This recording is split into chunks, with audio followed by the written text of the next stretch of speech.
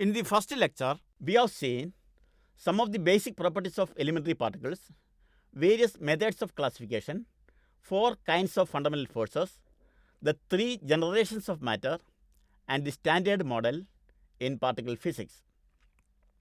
We have also introduced Feynman diagrams and its significance in particle physics. In this lecture, we will discuss in detail the characteristics of a class of elementary particles, leptons and hadrons. Today's lecture is primarily based on Chapter 3 of Nuclear and Particle Physics by Professor Brian Martin. this slide. Classification based on mass is already shown in the introductory lecture. There are three classes of elementary particles: matter particles, antimatter particles, and field or messenger particles. Every matter particle is associated with an antimatter particle. Leptons and hadrons include both matter and antimatter particles. They have spin quantum number half and hence are fermions, whereas field or messenger particles are bosons with integral spin. In the basic building blocks of universe, there are 6 leptons, 6 quarks, 4 force carriers, and the Higgs boson. Leptons and quarks occur in pairs called generations. We write these 3 generations of leptons as nu e, e minus, nu mu, mu minus, nu tau, tau minus, and the quarks as up down, charm strange, top and bottom.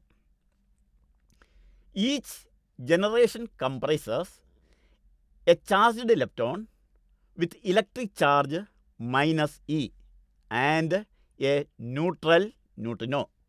The 3 charged leptons E minus, mu minus, tau minus are the electron, mu lepton or muon, and the tau lepton or tauon in the increasing order of their masses.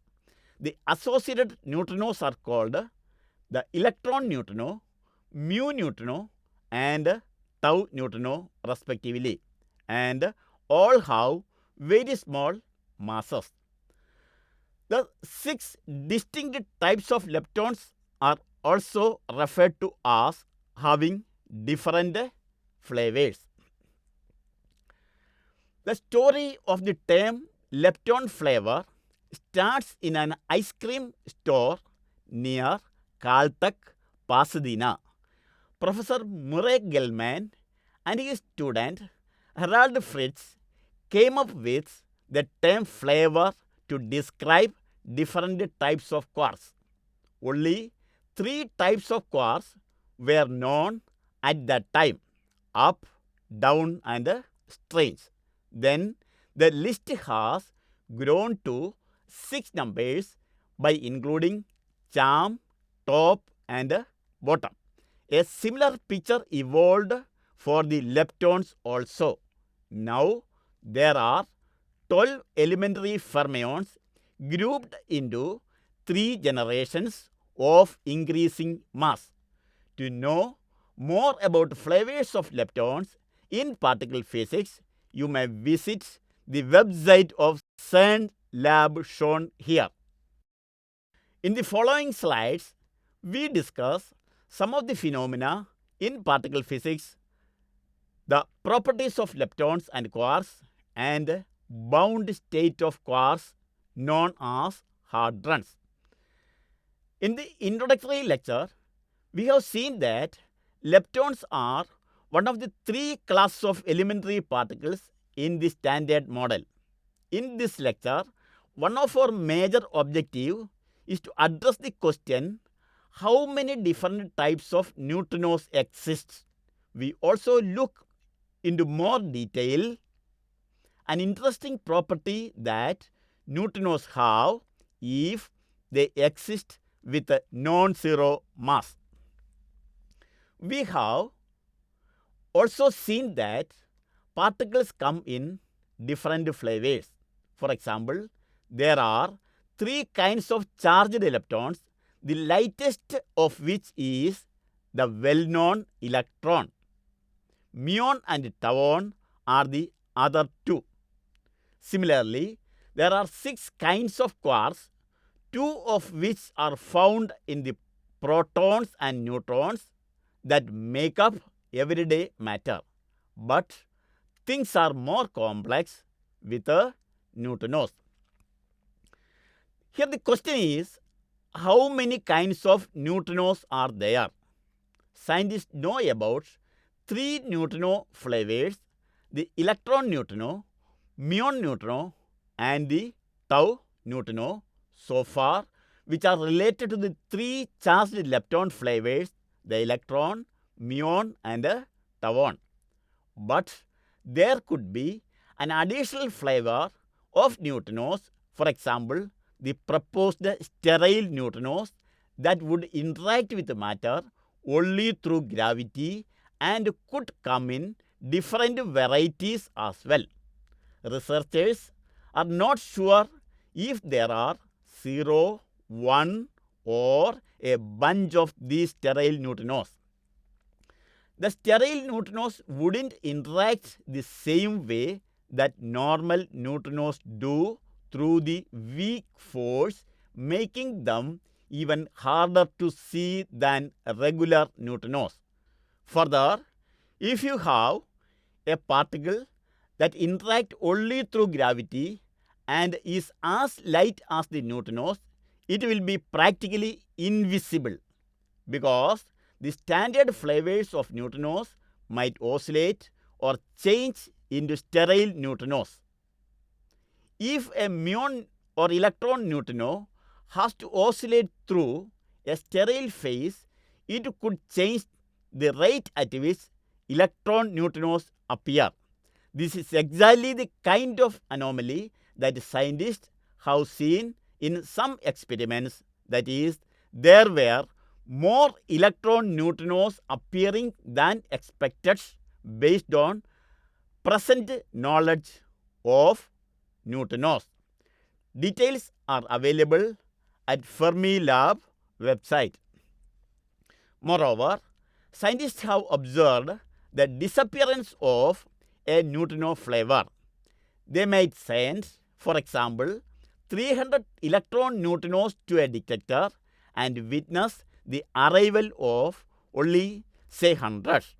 If one flavor of neutrino is disappearing in a detector, then another neutrino flavor should be appearing in its place. Otherwise, where are those disappearing neutrinos going? And in fact, this is what scientists found. Using neutrino beams from accelerators, researchers saw electron-flavored neutrinos appearing in the beam at precisely the same energy where the muon-flavored neutrinos were disappearing. In addition to the leptons, there are 6 corresponding anti-leptons: E plus, nu E bar, mu plus, nu mu bar, and tau plus, nu tau bar. where the bar stands for antiparticle. Ignoring gravity, charged leptons interact through electromagnetic and weak force. Whereas for the neutrinos, only weak interactions have been observed. Because of this and extremely small masses, neutrinos can be detected only with considerable difficulty. Properties of leptons are shown in this table: electron, electron neutrino, muon, muon neutrino, tauon, and tauon neutrino are the 6 leptons. All have spin half. Masses are given in units of MeV by c square, where c is the velocity of light, and q is the electric charge. Le, L mu, and L tau are the lepton numbers. Le equal to 1 for electron and electron neutrino, L mu equal to 1 for muon and muon neutrino, and L tau equal to 1 for tauon and tauon neutrino. And lepton number is equal to 0 in all other cases. The electron and neutrino are stable particles, whereas muon and tauon are highly unstable with a lifetime of about 10 to the power minus 6 and 10 to the power minus 13 seconds respectively. This illustrates that lifetime depends sensitively on the energy released in the decay, that is, the Q value of the reaction. Because it is heavier than muon, the tau has sufficient energy to decay to many different final states, which can include both hadrons and leptons. However, about 35% of the decay again lead to purely leptonic final state via reactions which are very similar to muon decay. For example, tau plus decays to mu plus nu mu plus nu tau bar, and tau minus decays to E minus plus nu E bar plus nu tau. Further, we see that tauons are the only particle which can have sufficient energy to decay into hadrons. The last column shows decay paths for muons and tauons. Associated with each generation of lepton is a quantum number called lepton number. The first of these lepton number is the electron number defined for any state by Le equals Ne minus minus Ne plus plus N nu E minus N nu E bar, where Ne minus is the number of electrons present, Ne plus is the number of positrons present, and so on. For single particle state, Le equal to 1 for E minus and nu E. Le equals minus 1 for E plus and nu E bar, and Le equal to 0 for all other particles. The muon and tauon numbers are defined in a similar way, and their values for all single particle states are summarized in the table shown in the previous slide. They are 0 for all particles other than leptons. For multi-particle states, the lepton numbers of the individual particles are added. For example, the final state in neutron beta decay, that is, N decays to P plus E minus plus nu E bar, has Le equals Lep plus Le E minus plus Le nu E bar. Adding the lepton numbers for each state, we get 0, plus 1, minus 1 equal to 0, like the initial state, or Le of neutron is equal to 0. In the standard model, the value of each lepton number is postulated to be separately conserved in any reaction. The decays of muon and tauon shown illustrate this principle of lepton number conservation. In electromagnetic interactions, this reduces to conservation of n e minus minus n e plus, n mu minus minus n mu plus, and n tau minus minus n tau plus, since neutrinos are not involved. This implies that charged leptons can only be created or annihilated in particle-antiparticle pairs. For example, in the electromagnetic reaction, E plus plus E minus decays to mu plus plus mu minus. An electron pair is annihilated and a muon pair is created by the mechanism shown in figure A.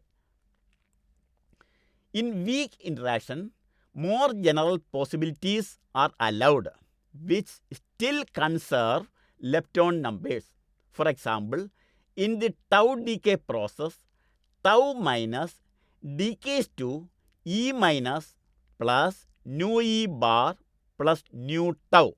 A tau converts to a tau neutrino and an electron is created together with an anti-neutrino rather than a positron.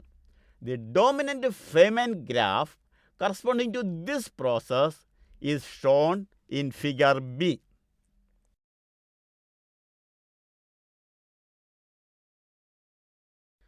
Lepton number conservation, like electric charge conservation, plays an important role in understanding reactions involving leptons. Observed reactions conserve lepton numbers, while reactions that do not conserve lepton numbers are forbidden and are not observed. For example, the neutrino scattering reaction nu mu plus n decays to mu minus plus p is observed experimentally, whereas a similar reaction nu mu plus n decays to E minus plus p that violates both Le and L mu conservation is not observed. Another example that violates both Le and L mu conservation is mu minus 2 E minus plus gamma. If this decay were allowed, the dominant decay of the muon would be electromagnetic and the muon lifetime would be much shorter than its observed value. A number of possible decays that violates one or more lepton numbers have been searched, but without any success. This is very strong evidence that lepton numbers are conserved to a high degree of accuracy in reactions. Finally, conservation laws explain the stability of the electron and neutrino. The electron is stable because electric charge is conserved in all interactions and the electron is the lightest charged particle. Hence, decays to lighter particles that satisfy all other conservation laws like E minus 2 nu E plus gamma are necessarily forbidden by charge conservation. In the same way, one would expect lepton number conservation to imply that the lightest particle with non-zero values of the 3 lepton numbers, that is the 3 neutrinos, are stable, whether they have 0 masses or not. Thus, conservation laws explain the stability of the electron and the neutrinos. So, we know how electrons are stable, but still we do not know why electrons are stable. However, the consequence of stability of electrons is far-reaching. If electrons would have been unstable, atoms, molecules, matter, and all of us would have been decayed into elementary particles in no time. That is, no matter, no universe, and no life. So, God designed the universe after studying the particle physics completely, as God only knows what is stable, what is unstable, and why. The three neutrinos have similar properties, but the three charged leptons are strikingly different. For example, the mass of the muon is roughly 200 times greater than that of the electron, and consequently, its magnetic moment is 200 times smaller. High energy electrons are stopped by a centimeter thick lead, while muons are the most penetrating form of radiation known, apart from neutrinos, and the tau lifetime is many orders of magnitude smaller than muon lifetime, while the electron is stable. It is therefore a remarkable fact that all experimental data are consistent with the assumption that the interaction of the electron and its associated neutrino are identical with those of the muon and its associated neutrino and of the tau and its neutrino, provided the mass difference are taken into account.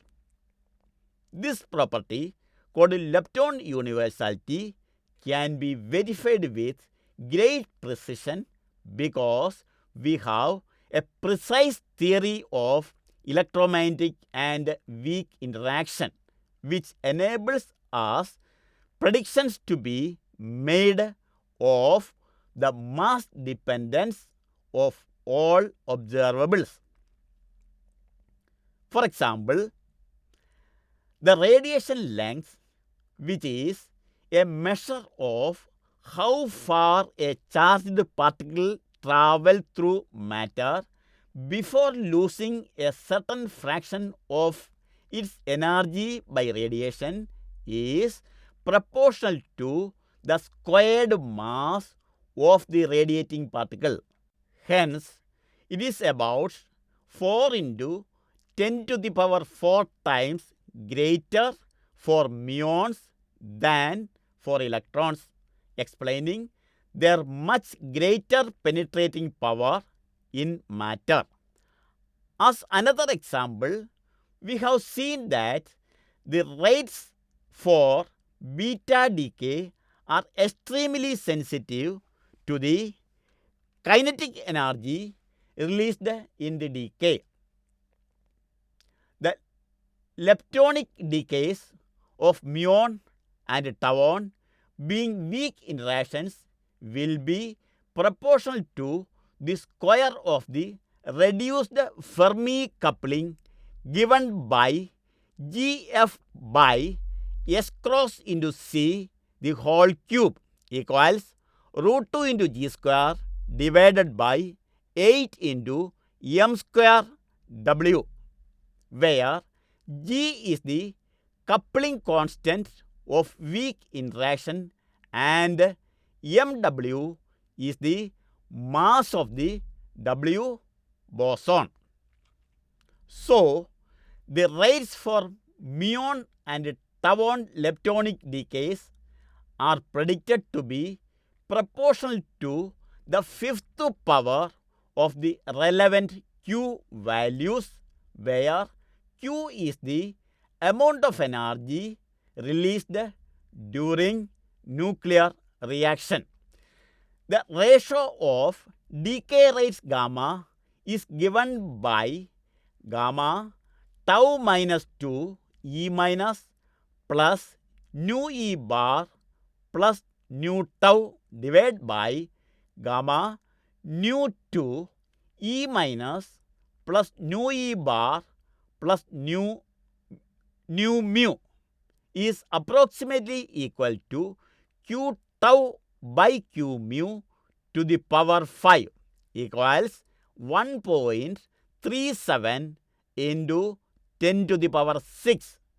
This is in excellent agreement with the experimental value of 1.35 into 10 to the power 6 and accounts very well for the huge difference between the tau and muon lifetimes. The above are just some of the most striking manifestations of the universality of lepton interactions. A question that arises is whether there are more generations of leptons with identical interactions to be discovered. This question has been answered under reasonable assumptions by an experimental study of the decay of Z0 boson. This particle, one of the two gauge bosons associated with weak interaction, has a mass of 91 GeV by c square.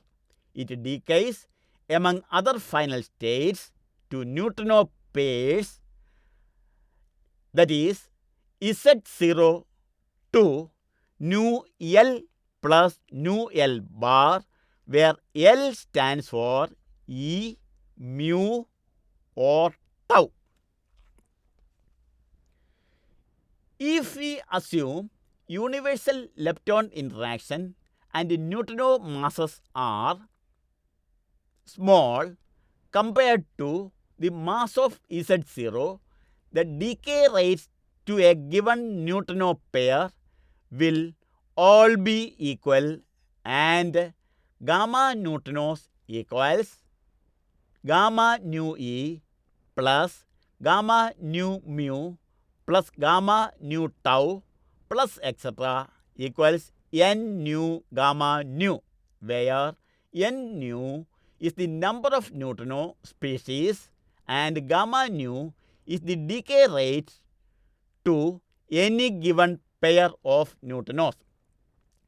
The measured total rate of Z0 decay may then be written as gamma total equals gamma hadrons plus gamma leptons plus gamma neutrinos, where the first two terms on the right hand side are the measured decay rates to hadrons and charged lepton respectively. Although the rate to a specific neutrino species gamma nu is not directly measured, it can be calculated in the standard model, and combining this with experimental data for the other decay modes, a value of n nu may be found. The best value using all available data is n nu equals 3 plus or minus 0.08, which is consistent with the expectation for 3 neutrino species but not 4. The conclusion is that only 3 generations of leptons can exist if we assume universal lepton interaction and exclude very large neutrino masses. Why there are just 3 generations of leptons remains a mystery, particularly as the extra 2 generations seem to tell nothing fundamental that cannot be deduced from the interactions of the first generation. The existence of the electron neutrino nu E was first postulated by Pauli in the year 1930 in order to explain the observed nuclear beta decays Zn2, Z plus 1, N minus 1, E minus plus nu E bar, and Zn2, Z minus 1, N plus 1 plus E plus nu E, where E minus and E plus represents the electron and positron respectively, and nu E bar and nu E represents the neutrinos associated with beta decay. Nu E bar is for anti-neutrino. The neutrinos and anti-neutrinos emitted in these decays are not observed experimentally, but are inferred from energy and angular momentum conservation. In the case of energy, if the anti-neutrino were not present in the first of the reactions, the energy EE of the emitted electron would be a unique value equal to the difference in the rest energies of the two nuclei. That is, EE equals delta mc square equals m of Zn minus m of Z plus 1 n minus 1 multiplied by c square, where for simplicity we have neglected the extremely small kinetic energy of the recoiling nucleus. However, if the anti-neutrinos were present, the electron energy would not be unique but would lie in the range mec square less than or equal to EE less than or equal to delta m minus m nu bar into c square, depending on how much of the kinetic energy released in the decay is carried away by the neutrino. Experimentally, the observed energies span the whole of the above range, and in principle, a measurement of energy of the electron near its maximum value of EE equals delta m minus m nu E bar c square that determines the neutrino mass. The most accurate results come from tritium decay. When experimental errors are taken into account, the experimentally allowed energy is 0 less than or equal to m nu E bar less than 2 EV by c square, nearly equal to 4 multiplied by 10 to the power minus 6 ME. The masses of both nu mu and nu tau can similarly be directly inferred from the E minus and mu minus energy spectra in the leptonic decays of muons and tauons using energy conservation. The results from these and other decays show that the neutrino masses are very small compared with the masses of the associated charged leptons. Small neutrino masses compatible with the above limits can be ignored in most circumstances, and there are theoretical attractions in assuming neutrino masses are precisely equal to 0, as is done in the Standard Model. However, there is now strong evidence for physical phenomena that could not occur if the neutrino had exactly 0 mass. The consequence of neutrinos having small but non-zero mass have therefore to be taken seriously. Because neutrinos only have weak interactions, they can only be detected with extreme difficulty. For example, electron neutrinos and antineutrinos of sufficient energy can, in principle, be detected by observing the inverse beta decay process nu E plus n to E minus plus P and nu E bar plus P to E plus n.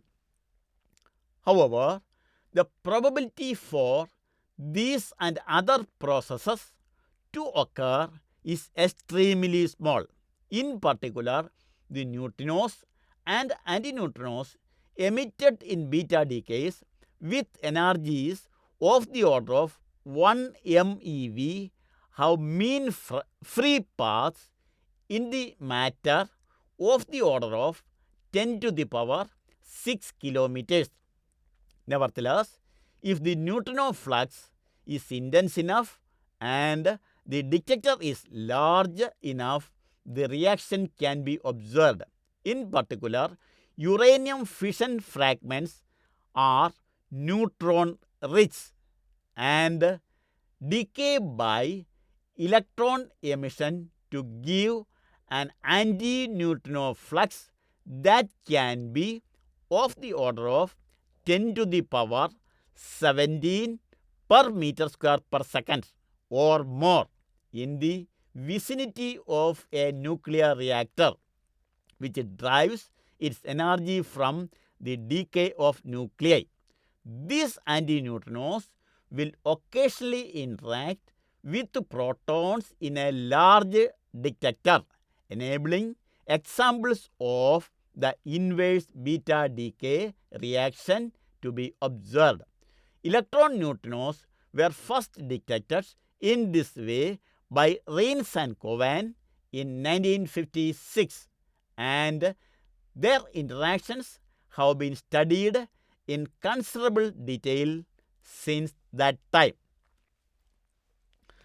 The mu neutrino, nu mu, has been detected using the reaction nu mu plus n decays to mu minus plus p, and also in other reactions. In this case, well-defined high-energy nu mu beams can be created in the laboratory by exploiting the decay properties of pions.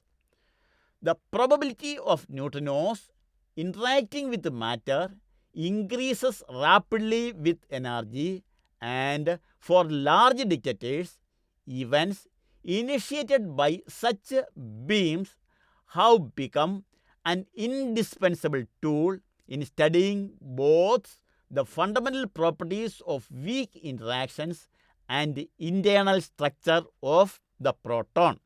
Finally, in 2000 AD, a few examples of tau neutrinos were reported, so that more than 70 years after Pauli's first suggestion the existence of a neutrino, all the three types have been directly detected. A striking phenomenon that kept many scientists worrying is neutrino oscillation. Neutrinos are assumed to have zero mass in the Standard Model. However, data from the beta decay of tritium are compatible with a non-zero mass, a phenomenon that can occur if neutrinos have non-zero mass is neutrino oscillation.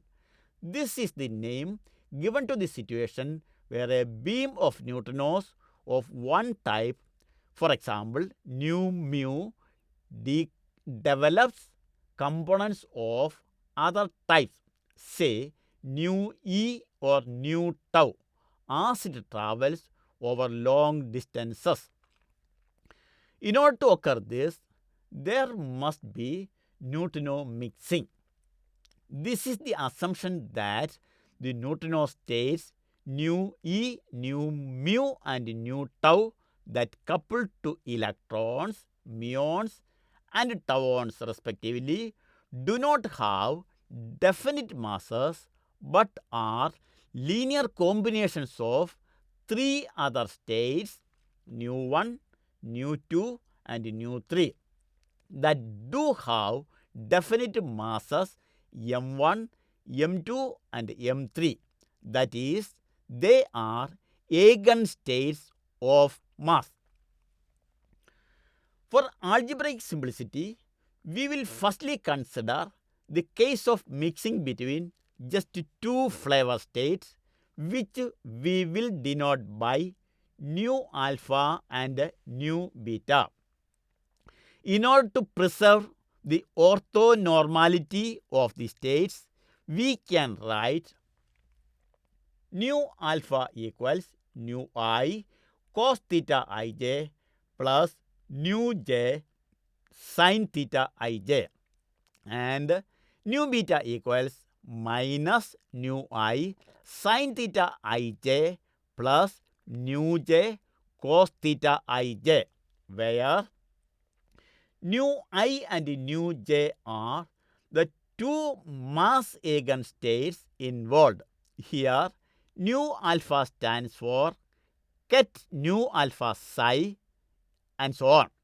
And theta ij is a mixing angle that must be determined from experiment.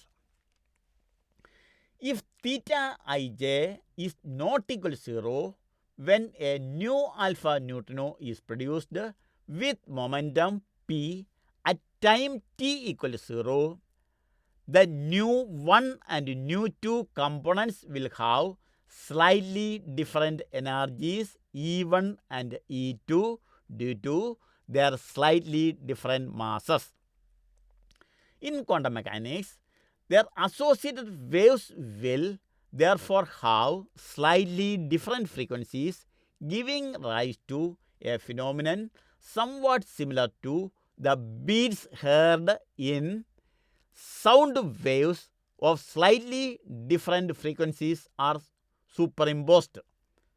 As a result of this, one finds that the original beam of nu alpha neutrinos develops a nu beta component whose intensity oscillates as it travels through space, while the intensity of nu alpha neutrino beam itself is correspondingly reduced.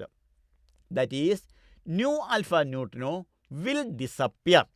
To illustrate this, we will consider a nu alpha neutrino produced with momentum p at time equal to 0. The initial state is therefore ket nu alpha p equals nu ip cos theta ij plus ket nu jp sin theta ij, where we use the notation ket pp to denote a state of a particle p having momentum p. After time t, this will become ait ket nu ip cos theta ij plus ajt ket nu jp sin theta ij, where ait equals e to the power minus I EIT by S cross. and ajt equals e to the power minus I ejt by S cross.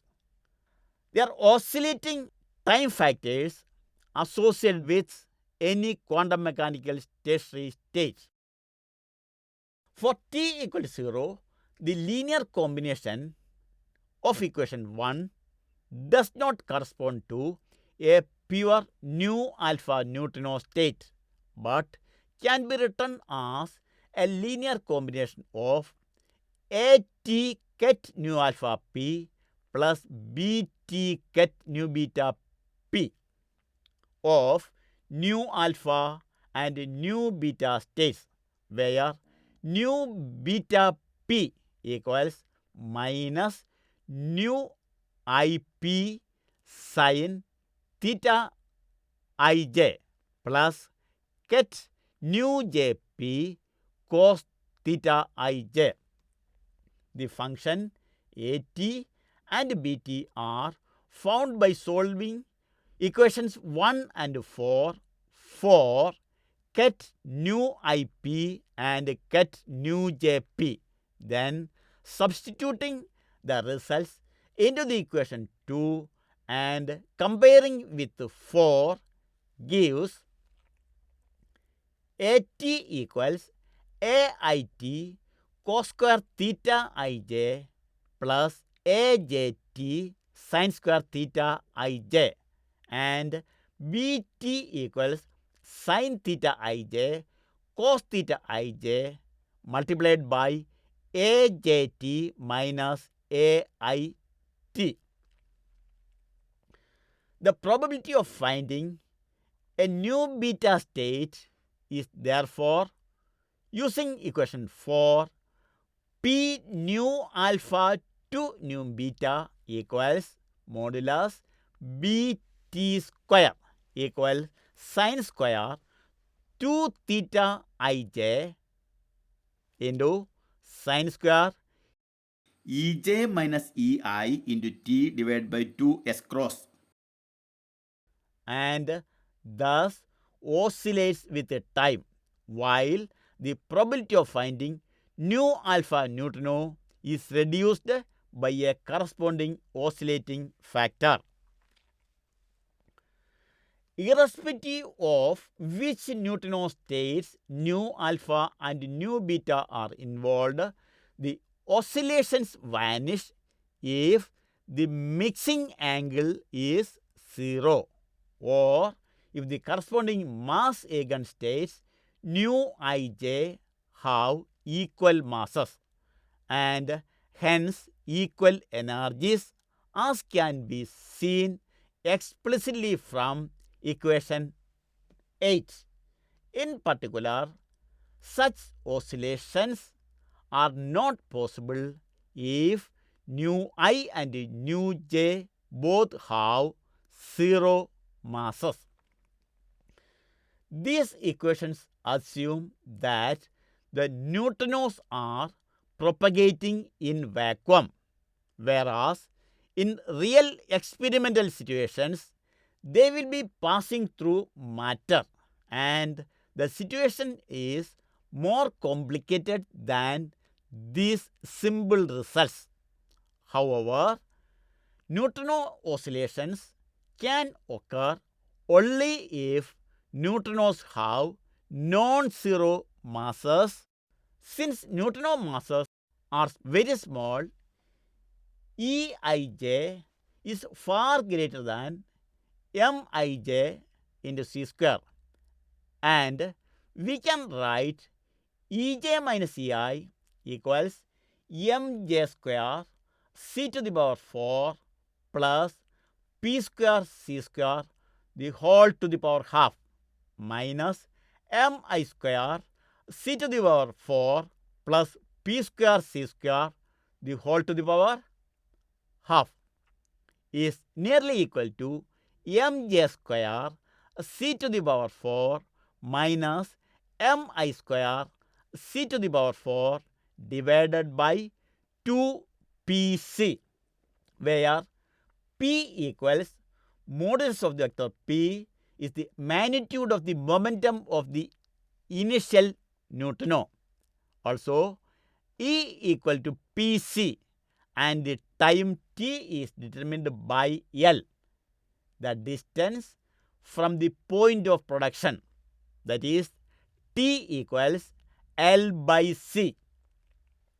Thus, equation 8 may be written as p nu alpha to nu beta equals sin square 2 theta ij sine square L by L naught, where the oscillation length L naught equals 4E S cross C divided by mj square minus mi square all multiplied by c to the power 4 with p nu alpha equals 1 minus p nu alpha nu beta. The oscillation length is typically of the order of 100 kilometers or more. So, the oscillation can be safely neglected under normal laboratory conditions. Nevertheless, neutrino oscillations have been detected in several experiments. So far, we have assumed that lepton number conservation holds and can be used to identify neutrino flavors emitted or absorbed in any weak interaction. However, lepton number violation could in principle be induced in such reactions by the existence of neutrino oscillations. An example is the decay of tau minus 2 mu minus plus gamma, which violates both L mu and L tau conservation. This could arise by the mechanism shown in the figure, in which the tau neutrino is emitted at the first vertex, then oscillates into a muon neutrino before being reabsorbed at the second vertex. This questions the validity of our assumption of lepton number conservation. To investigate this, we can make a very rough estimate of the branching ratio for this decay and show that in practice such effects are totally negligible in the standard model due to the short range of weak interaction and can be safely ignored.